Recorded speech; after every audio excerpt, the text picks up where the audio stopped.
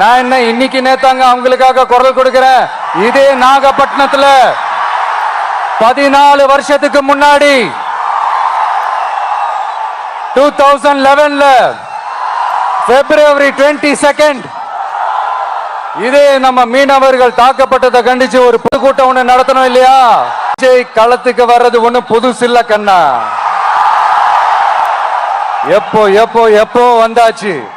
என்ன ஒண்ணு, முன்னாடிலாம் விஜய் மக்கள் இயக்கம் என்ற அந்த இயக்கமா நிற்போம். இப்ப தமிழக வெற்றி கழகம் என்ற அந்த ஒரு அரசியல் இயக்கமா நிக்கிறோம். அவ்வளவுதான் வித்தியாசம். அன்னைக்கும் சரி, இன்னைக்கும் சரி, இனிமேலும் சரி, மக்களுக்காக மக்களோட நிக்கிறது தான். இது புரிய வேண்டியவங்களுக்கு புரிஞ்சா சரி.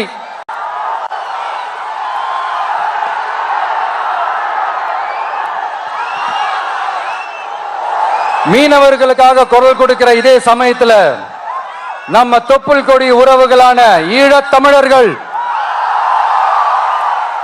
அவங்க இலங்கையில் இருந்தாலும் உலகத்துல எந்த மூலையில இருந்தாலும்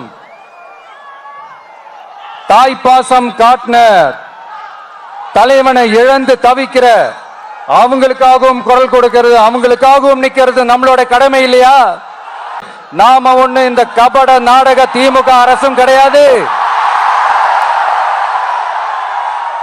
மற்ற மீனவர்கள்னா இந்திய மீனவர்கள், நம்ம மீனவர்கள்னா தமிழக மீனவர்கள். இப்படி பிரிச்சு பார்த்து பேசுறதுக்கு நாம ஒண்ணு பாசிச பாஜக அரசும் கிடையாது. இங்க இருக்கிற மக்களுக்கு குடிக்க தண்ணி இல்லாம தவிக்கிறாங்க.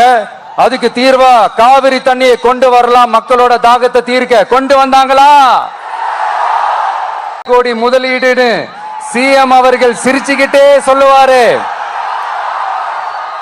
சிஎம் சார், மனசை தொட்டு சொல்லுங்க,